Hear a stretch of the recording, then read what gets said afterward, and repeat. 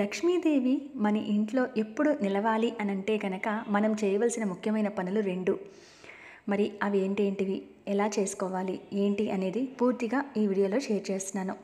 నమస్తే అండి, welcome back to my channel. అందరూ బాగున్నారనుకుంటున్నాను. నేను కూడా చాలా బాగున్నాను. మనము అక్షయ తృతీయ రోజు అమ్మవారికి విశేషంగా పూజ చేసుకుంటూ ఉంటాం. మరి అమ్మవారికి పూజ చేయాలి అంటే ముందుగా అమ్మవారికి మన ఇంట్లోకి స్వాగతం పలకాలి. ఆ తల్లిని పూజ చేసి ఆ తల్లిని మన ఇంటికి ఆహ్వానించి అప్పుడు పూజలో కూర్చోబెట్టి అన్ని ఉపచారాలతో పూజ అనేది చేసుకుంటూ ఉంటాం. మరి అటువంటి తల్లి మన ఇంట్లోకి రావాలి, సిరులు దొర్లించాలి, ధనధాన్యాలు మన ఇంట్లో నిల్వ ఉండాలి, ధనవృద్ధి జరగాలి, ఆర్థిక పరిస్థితులన్నీ కూడా ఇంట్లో బాగుండాలి, ఆరోగ్యం బాగుండాలి అని కోరుకుంటూ ముందుగా మనం చేయవలసిన పనుల్లో ముఖ్యమైనది ద్వార పూజ. మనం ఇంట్లో ఎప్పుడైనా కూడా నెగిటివ్ ఎనర్జీ అనేది లేకుండా లక్ష్మీదేవి అమ్మవారు మన ఇంట్లోనే ఉండాలి అని కోరుకుంటారు ప్రతి ఒక్కరూ. అటువంటి వాళ్ళందరూ కూడా చేయవలసిన పనుల్లో ముఖ్యమైనవి 2. ఒకటి, ఈ విధంగా సింహద్వారానికి పూజ చేసుకోవడం. రెండవది, ఆ దైవాన్ని, మీ ఇష్టదైవం అవ్వచ్చు, మీ కులదైవం అవ్వచ్చు, ఆ లక్ష్మీదేవిని అవ్వచ్చు, ఏ రూపైనా పూజించినా కూడా ఆ పూజని సక్రమంగా భక్తి శ్రద్ధలతో చేసుకోవటం. మరి అటువంటి భక్తి శ్రద్ధలతో ఇంట్లో పూజను చేసుకోవాలి అని అంటే ముందుగా ద్వార పూజతోనే మొదలు పెట్టాలి.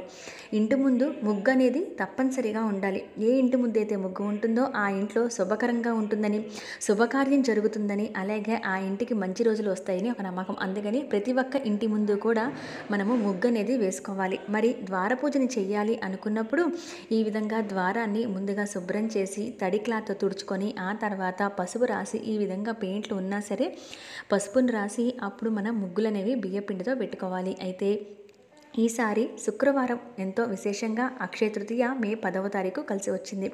మరి ఎప్పుడైనా సరే ద్వార పూజ చేస్తున్నప్పుడు మనం చేయకూడని ముఖ్యమైన పని ఏంటి అంటే ద్వారాన్ని శుక్ర మంగళవారాల్లో కడగకూడదు. అంటే మనం ద్వార పూజ చేయాలి అనుకున్నప్పుడు ముందు రోజుగానే అలంకరించి పెట్టుకుంటాం కనుక ఆ ముందు రోజే మనం మంగళ శుక్రవారాలు కాకుండా ఎప్పుడు ద్వారాన్ని శుభ్రం చేసుకుంటూ ఉండాలి. ఈసారి అందులో అక్షయ తృతీయ శుక్రవారం వచ్చింది కాబట్టి ముందు రోజే ద్వారాన్ని చక్కగా తడి క్లాత్తో తుడుచుకొని ఈ విధంగా అలంకరించి పెట్టుకోవచ్చు. ఉదయాన్నే మీరు దీపం పెట్టి పూజని ప్రారంభించవచ్చు. ఈ విధంగా పెయింట్స్ వేసున్నా సరే ద్వారాన్ని చక్కగా ముందుగా తుడుచుకొని మీరు చేయగలిగితే కనుక కొంచెం పాలతో కడిగి ఆ తర్వాత నీళ్ళతో కడిగి కొంచెం అప్పుడు తుడిచి వేసిన తర్వాత ఈ విధంగా పసుపు అనేది రాసుకోండి. ఒకవేళ మీ దగ్గర జేగురు కానీ ఉంటే అందంగా ఈ గడప ముందు ఈ విధంగా రాసుకోండి. ఒకవేళ జేగురు లేకపోతే పసుపు అయినా రాసుకోవచ్చు. మీకున్న ప్లేస్ని బట్టి గడపని ద్వారలక్ష్మిని అలంకరిస్తున్నట్టుగానే భావించి ఈ విధంగా ద్వారం ముందు ముగ్గులైతే పెట్టుకోండి. అక్షయ తృతీయ రోజు అమ్మవారు మన ఇంట్లో పూజలు అందుకోవాలి, మన ఇంటికి రావాలి, తన కాలు మోపగానే మన ఇంట్లో నెగిటివ్ ఎనర్జీ అంతా కూడా పోయి ధనవృద్ధి జరుగుతుంది, ఏవైనా అప్పుల బాధలు కూడా తీరిపోతూ ఉంటాయి. మరి అలాంటి అమ్మవారు మన ఇంట్లోకి రావాలి అంటే ముందుగా మన గడప అందంగా కనిపిస్తూ ఉండాలి. ముగ్గులతోనూ దీపాలతోనూ రంగవల్లులతోనూ అలంకరించి ఉంటేనే అమ్మవారు ఆ ఇంట్లోకి గడప దాటి ఇంట్లోకి ప్రవేశించడానికి చూస్తుంది. అందుకనే ముఖ్యంగా ద్వారాన్ని ఈ విధంగా అమ్మవారి పాదాలు వేసి అలంకరణ చేసుకోండి. మీకు ఒకవేళ చేత్తో వస్తే కనుక చేత్తో వేసుకోవటం, లేదా ఈ విధంగా స్టెన్సిల్స్ యూస్ చేసైనా సరే ఈ విధంగా అయితే అమ్మవారి పాదాలను తప్పనిసరిగా అక్షయ తృతీయకి వేసుకోండి. అలాగే దీపారాధన కోసం ఈ విధంగా ఇవి వాడిన ప్రమిదలైనా పర్లేదు, మీరు లేదా ఆల్రెడీ కొత్తవైనా పర్లేదు, ఈ ప్రమిదలను కూడా శుభ్రం చేసి ముందుగానే పెట్టుకొని ఆ తర్వాత పసుపు అయితే రాయండి. ఆ తర్వాత గడపకి కూడా అమ్మవారి రూపేణా భావిస్తున్నాం కాబట్టి ఇక్కడ పూలతో అలంకరించి పాదాల దగ్గర కూడా అమ్మవారికి స్వాగతం చెప్తూ ఈ విధంగా పూలతో అలంకరించండి. ఒకవేళ మీ దగ్గర ఎక్కువ పూలు లేకపోతే ఒక 2 పూలైనా గడపకి అటువైపు ఇటువైపు అయితే పెట్టండి.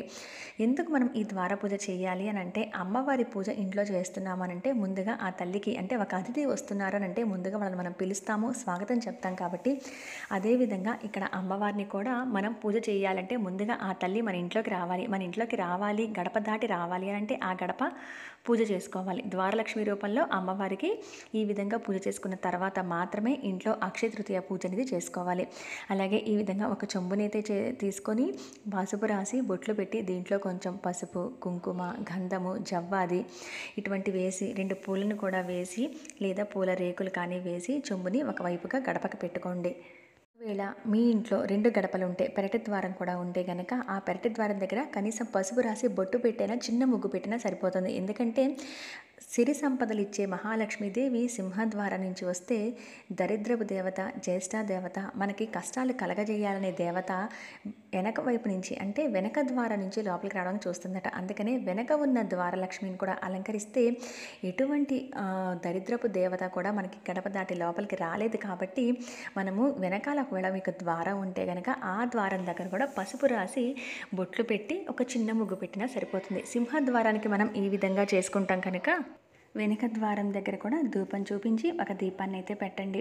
ఆ తర్వాత సింహద్వారం దగ్గర మీరు పూజ చేస్తున్నంతసేపు మీరు చదువుకోగలిగితే అమ్మవారి అష్టోత్తరం చదువుకోవచ్చు. లేదంటే కనుక దీపారాధన చేసి ధూపం చూపించి శ్రీమాత్రే నమః అనుకుంటూ 11 సార్లు పఠించినా కూడా మనకి అమ్మవారి అష్టోత్తరం చదివినంత ఫలితం అయితే వస్తుంది.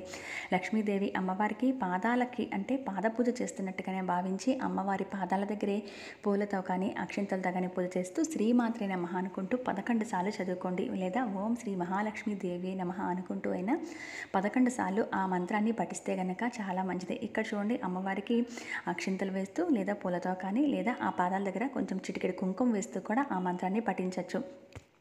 మొదటగా మనం ఈ ద్వార పూజ చేసుకున్నాక అంటే గడపని ముందుగానే అలంకరించుకున్న శుక్రవారం అక్షయ తృతీయ రోజు మీరు ఎప్పుడైతే పూజ మొదలు పెట్టబోతున్నారో ఆ పూజకి ముందుగా ఇక్కడ అమ్మవారి దగ్గర దీపాన్ని పెట్టి ఆ దీపం పెట్టిన తర్వాత మాత్రమే ఇంట్లో పూజ అనేది చేసుకోవాలి. అయితే ఇక్కడ మీరు ప్రమిదల కింద ఒక ప్రమిద కింద ఉప్పు పోసి ఐశ్వర్య దీపాన్ని కూడా ఇక్కడ వెలిగించుకోవచ్చు. లేదా ఈ విధంగా ప్రమిదల్లో నార్మల్ దీపారాధన చేయొచ్చు. ఏ ఇంటి గడప అయితే ఈ విధంగా అలంకరించి నిండుగా ఉంటుందో అటువంటి ఇంట్లోకి అమ్మవారు అతి సులువుగా ప్రవేశిస్తారు. అలాగే మన పూజలు అందుకుంటారు. మన ఇంట్లో ఎటువంటి నెగిటివ్ ఎనర్జీ కూడా ఉండకుండా బయటకు వెళ్ళిపోతుంది. ద్వారాన్ని దాటి ఏ గడప అయితే ఇంటి గడప ఇలా ఉంటుందో ఎటువంటి నెగిటివ్ ఎనర్జీ కూడా దాటి లోపలికి రాలేదట. అందుకనే ఆ ఇంట ఆరోగ్యం కలుగుతుంది, శుభాలు కలుగుతాయి, శుభకార్యాలు జరుగుతాయి, ధనవృద్ధి జరుగుతుంది అని అంటారు. అందుకనే ఈ విధంగా మనం పూజ అయితే చేసుకొని అమ్మవారికి బెల్లం కానీ పండు కానీ నైవేద్యం పెట్టవచ్చు. అయితే ఈ గడప దగ్గర చేయకూడని పనులు ఏంటి అంటే గడప దగ్గర నుంచొని తొమ్మటం కానీ మనం తల దువ్వటం కానీ చేయకూడదు. అయితే అది ద్వార పూజ చేసినప్పుడే కాదు, విడిగా కూడా గడప అంటే మన ఇంటి సింహద్వారం గడప అంటే ద్వారలక్ష్మి అమ్మవారితో సమానం. కాబట్టి ఆ గడప దగ్గర తల దువ్వటం కానీ, ఎందుకంటే వెంట్రుకలు రాలి ఆ గడప మీద పడే అవకాశం ఉంటుంది కాబట్టి అటువంటివి అస్సలు చేయకూడదు. అలాగే గడప దగ్గర ఉండి తొమ్మకూడదు.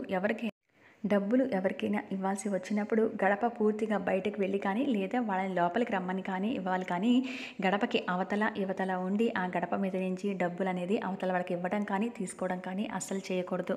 అంటే మనం ఎవరైనా ఏదైనా పే చేయాల్సి వచ్చినప్పుడు ఇంటి ముందుకు వస్తే మనం ఇంట్లో ఉండి అవతల వాళ్ళు గడప బయట ఉండి అందుకుంటూ ఉంటాం. అలా అస్సలు చేయకూడదు. మనం పూర్తిగా గడప దాటి బయటకన్నా వెళ్ళాలి, లేదా వాళ్ళు పూర్తిగా గడప దాటి లోపలికన్నా రావాలి. అది మనం డబ్బులు తీసుకున్నా ఇచ్చినా కూడా అది తప్పనిసరిగా పాటించాలి. గడప మీద నుంచి డబ్బులు అందుకునేలాగా అస్సలు చేయకూడదు. ముఖ్యంగా వచ్చేసి మనం ఇల్లు ఊడుస్తున్నప్పుడు కూడా చీపిరి గడపకి అసలు తగలకూడదు. మనం ఏమైనా గడపని శుభ్రం చేయాలంటే ఒక పొడి క్లాత్ని తీసుకొని ఇవన్నీ శుభ్రం చేసుకొని మళ్ళీ తడి క్లాత్తో తుడిచిపెట్టుకొని మళ్ళీ పసుపు రాసి అలంకరణ చేసుకోవచ్చు. కానీ ఇల్లు ఊడుస్తున్నప్పుడు ఆ గడపకి చీపిరి తగలటం అనేది అస్సలు చేయకూడదు.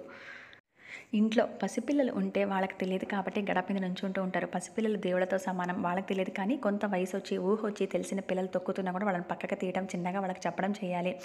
అంతేకాకుండా కొంతమంది ఇంటి ముందే గడప పక్కనే చెప్పులు అనేవి విప్పుతూ ఉంటారు. అలా అస్సలు చేయకూడదండి. కొంచెం దూరంగా మనం విప్పుకోవాలి. చాలామంది స్లిప్పర్స్ అవి ఆ గడప దగ్గరగా పెడుతూ ఉంటారు. అలా అస్సలు చేయకూడదు. ప్రతిరోజు కూడా కుదిరిన వాళ్ళు రాగి చెంబుని అయితే గడప దగ్గర పెట్టడానికి ట్రై చేయండి. అది చాలా మంచిది. అంతేకాకుండా ఇంట్లోంచి బయటకు వెళ్తున్నప్పుడు ఆడవాళ్ళు కూడా గడపకి నమస్కారం చేసుకుని వెళ్ళటం కూడా చాలా మంచిదట. ఎందుకంటే మనం తిరిగి మళ్ళీ వచ్చే వరకు ఆ ద్వారలక్ష్మి కాపాడుతూ ఉంటుందట ఇంటిని. అందుకని మనం వెళ్తున్నప్పుడు కానీ అదే ఏదైనా ఊర్లో నుంచి బయటకు వస్తున్నప్పుడు కానీ ఆ లక్ష్మికి నమస్కరించుకుని లోపలికి వెళ్ళటం, నమస్కరించుకుని బయటికి రావడం చేసినా కూడా ఇంటి ఆడవారు చాలా మంచిది. ఇది మగవారు కూడా చేయవచ్చు. సింహద్వారం దగ్గర ఉండే గడప అనంటే మనతో పాటు నిరంతరం ఉండే లక్ష్మీదేవిగానే భావిస్తూ ఉండాలి. అంటే మన ఇంటి వెంట నిత్యం ఉండే లక్ష్మీదేవి కాబట్టి ఆ అమ్మవారికి పూజ చేసుకుంటేనే